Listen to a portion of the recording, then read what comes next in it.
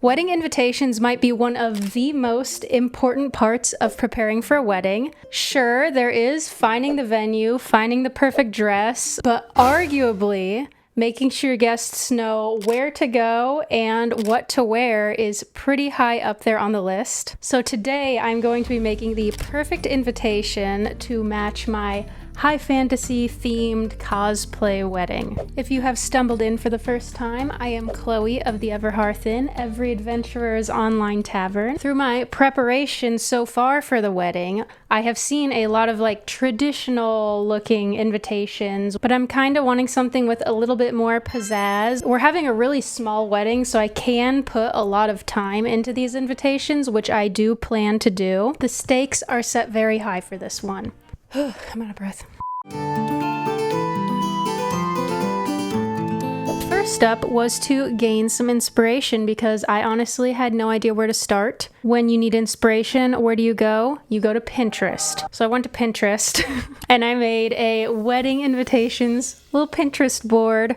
I found a lot of really cool ideas, including the dried flower wax seal idea, which I almost went with, but then I saw these really cool envelopes that are like the leaves that wrap around lembas bread. They're called malorn leaves, I believe. And I was like, I am basing my entire invitation off of this specific thing I found. It is beautiful. So these envelopes are by a creator called Paper Truly. So I went to their website. I only ordered the leaf envelope things, but they also had entire sets that had envelopes, the leaves, custom maps, custom invitations, custom thank you notes. They had a lot of really cool stuff.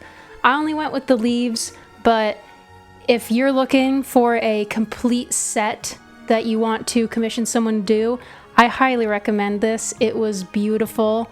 The craftsmanship on the actual cards was amazing, and I highly recommend them. The Paper Truly site said the mailing envelopes needed to be 6 by 6 inches. So I headed over to Etsy and found some really cool brown ones by the Rose Hip Shop.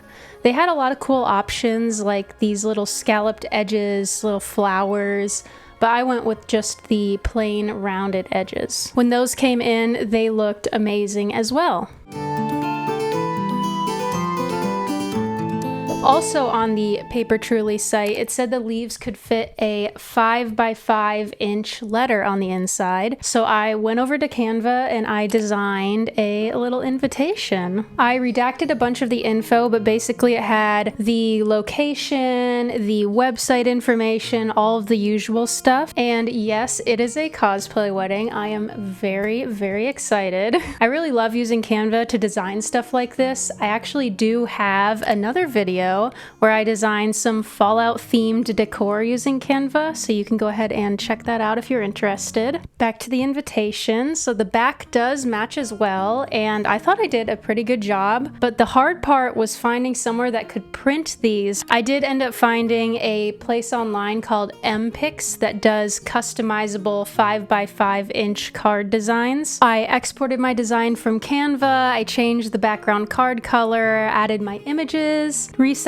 those, and then bam, my invitations were ready. When I got those in the mail, I was also very happy with them. Probably not as good quality and as detailed as if I would have gone with Paper Truly, but they were beautiful nonetheless. Nonetheless, do people say that word? Now for the moment that you have so patiently been waiting for, putting it all together. Starting with the leaves, they look so good. I am so happy with this find. Thank you, Paper Truly, for your beautiful design. I love it so much. I will also link them in the description if you're interested in buying from them as well. So the leaves, which I did not know, they're actually pre-creased. So all I had to do was set my invitation in the center and then fold over the creases. And then bam, it was done. I didn't have any crooked folds. Perfect. Then the end of the leaf, when I folded it over, it didn't want to stay down. So I found these glue dots They're temporary glue dots. Emphasis on the temporary. Do not get permanent glue dots. There's two different options when you get like adhesive sort of things like glue dots. The majority of them say that they are permanent, which means that if you were to stick a glue dot on paper and seal it that way, when the guest would get the invitation and try to open it up, odds are the paper would rip. So I really wanted to avoid that. So what I did is I went to the paper crafting section of Michael's and found these temporary adhesive glue dots, which they say they're good for securing like gift cards, or in my case, securing the end of an envelope temporarily. So I thought that these would be perfect, and they were. They held the flap down, and it was really easy to open up the invitation after sealing it with the glue dot. So then I did this process of folding in the invitation and adding the glue dot about 25 more times. Now onto some twine. Typically, I have seen lembas bread pictured being wrapped in like twine or string as well. So I actually had some leftover twine from a previous project that I had that was going to work perfectly. Now I know my technique here is not the greatest, but it worked, okay? Basically, I tied the twine like you would tie ribbon on a present, and then I trimmed the ends of the bow to make them short. And now I have to make like 20 more of these.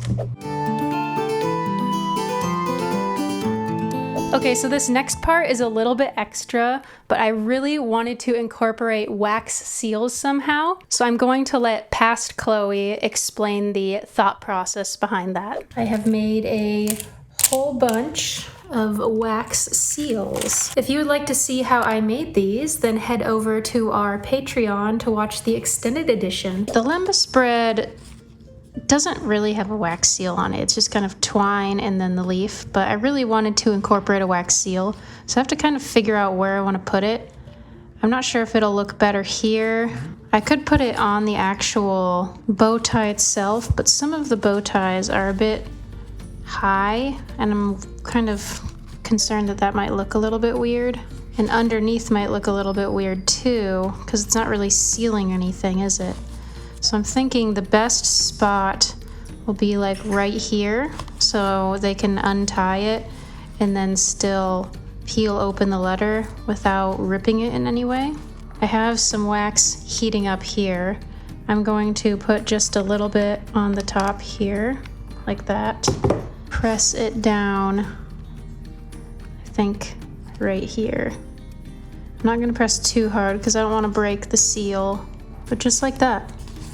Yeah, I think that looks good. That's cute. And then I just added wax seals to all 25 invitations. I shoved them all in those envelopes, added some stamps, put on the addresses, and then they were ready to send off. So here is the final result of the finished invitation. I didn't actually seal this one up because I want to show you what it would look like as if you were a guest coming to my wedding, opening up a little invitation. Oh my gosh.